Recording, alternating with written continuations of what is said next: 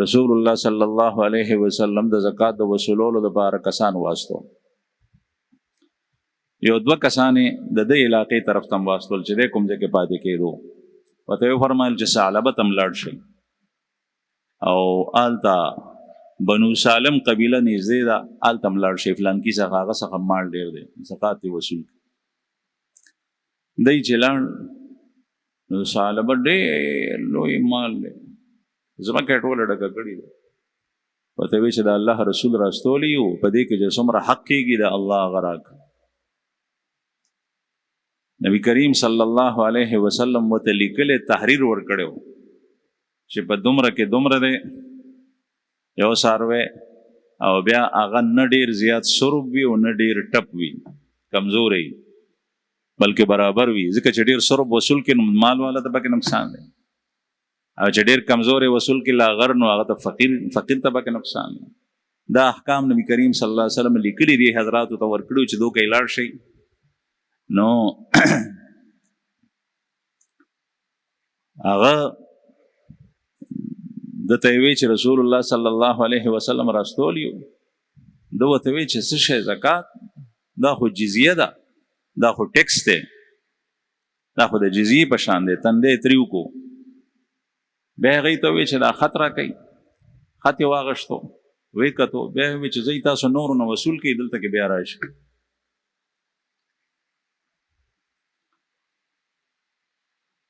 دا حضرات هلته روان شول، بنو سالم قبیلې ته لاړل، هلته کې چې چا سره مال و هغه ته لاړل، چې رسول الله صلی الله علیه وسلم راستولی و.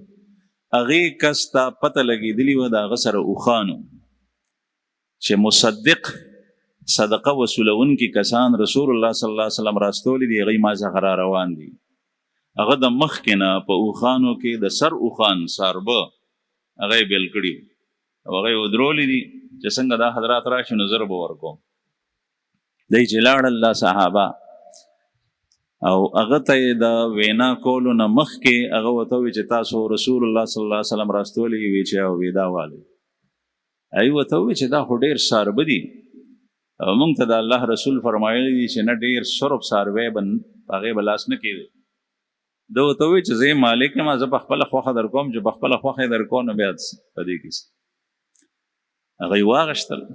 رسول الله صلی الله علیه وسلم څخه د تلو نه مخکې بیا دوباره د اول کس ته رالل ثعلبه.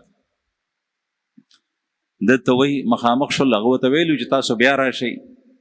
هغه چې بیا وکتل دی نو بیا ورته وایي چې دا خو جزیه ده، دا خو ټیکس دی، فلانکی دی، ډنګړی دی، او تاسو لاړ شئ، زه به سوچ وکړم، زه به بیا زکات راوړم. دې ته وارې ټالې وایي. رسول الله صلی الله علیه وسلم فرمایي مطل الغنی ظلم، مطل الغنی ظلم، د مالدار سړي وارې ټالې کول دا ظلم دی. د الله په حق ادا کولو کې، زکات ورکولو کې، صدقات ورکولو کې، مقروض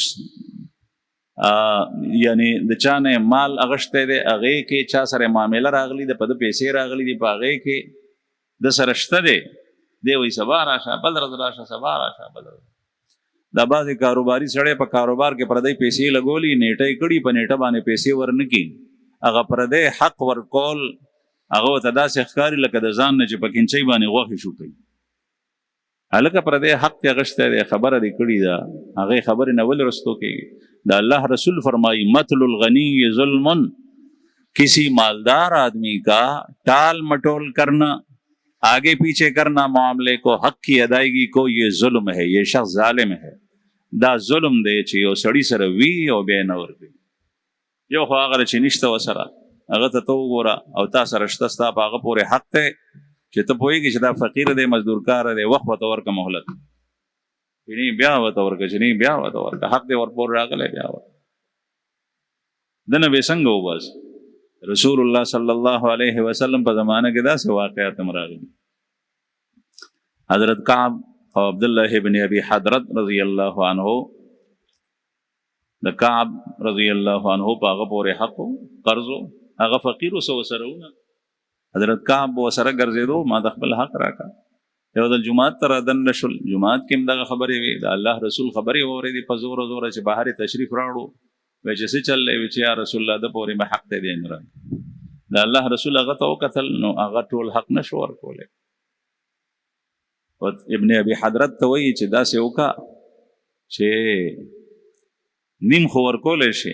وایي چې یو صاحب نیم ورکولی شي، او دته یې ووایي چې ته نیم واخله او نیم ورته پرېږده. وایي چې ټیک دی یا رسول الله. نو دواړه ومنله، په هغې باندې روغ او فیصله وشوه چې یو سړي سره نی هغه سره به څه کوې؟ د هغه نه به سرمن وباسي. او هغه ته پکار دي چې دی کله قرض اخلي چې بیا د ورکولو د ادایګي ارادې کوي، د خپل ځان نه سیوا کوي او ده ته ورکړي چې چا ورسره احسان او نیکي کړي ده. زموږ په ملک کې خو نن سبا چې قرض د چاته ورکو په هغې باندې میاشت تېره شوه، میاشت نو هغه 1,00,000 روپۍ دې ورکړي دي، هغه 50,000 ته راغلي، ځکه چې د پیسو مالیت هغه کمیږي، په ښکته راځي. په هر حال دې سړي دغه جواب ورکو چې وې تاسو لاړ شئ، زه به پې سوچ وکړم. دا صحابه کرام رالل، د نور نه وصول شوی مال رسول الله صلی الله علیه وسلم ته راړو چې څنګه پیغمبر علیه السلام ولیدل چې دی جماعت ته رادننه کېدل، نو د دی د بیان نه مخکې د الله رسول وفرمایل چې ثعلبه هلاک شو، ثعلبه برباد شو. د دی بیان لا نو اورېدل، د الله رسول باندې وحی راځي، الله جل شانه پیغمبر ته اطلاع ورکړي. کله رسول الله صلی الله علیه وسلم ته پته لګېدلې وه چې هغه نه دی ورکړی حق، صدقه او مال نه دی ورکړی، زکات یې نه دی. بیا هغوی کیسه تېره کړه چې یا رسول الله مونږ لاړو، ټول تفصیل بیان کو، اول داسې داسې ووې، بیا مونږ ته وایي چې تاسو لاړ شئ، بیا آخر کې ما څخه راشئ، بیا مونږ چې نور نه وصوله که بیا د څخه رالو، بنو سالم قبیلې ته لاړو، فلانکي دومره ساربو خان مونږ ته دا دي راکړل. رسول الله صلی الله علیه وسلم د هغه کس نه ډېر زیات خوشحال شو چې چا په مال کې ساربو خان ورکړو.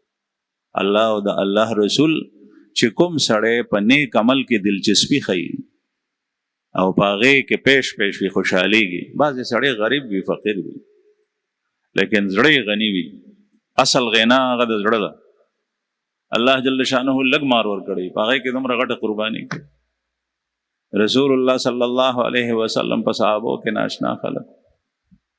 بهر حال نبی کریم صلی الله علیه وسلم دینه سخت خفه شو. په دې کې د قرآن پاک دا آیت نازل شو، ومنهم من عاهد الله. په دې خلکو کې، په دې منافقینو کې بعضې هغه دي چې د الله سره لوس کړی دی. لئن آتانا، د لوز رسول الله صلی الله علیه وسلم سره کړی چې ما ته مال راکړي نو زه د مال داسې کوم او داسې به کوم، په دې لارو کې به خرج کوم. دا یاد ساتئ چې د الله بندګي هغه خاص موقع سره تعلق نه لري.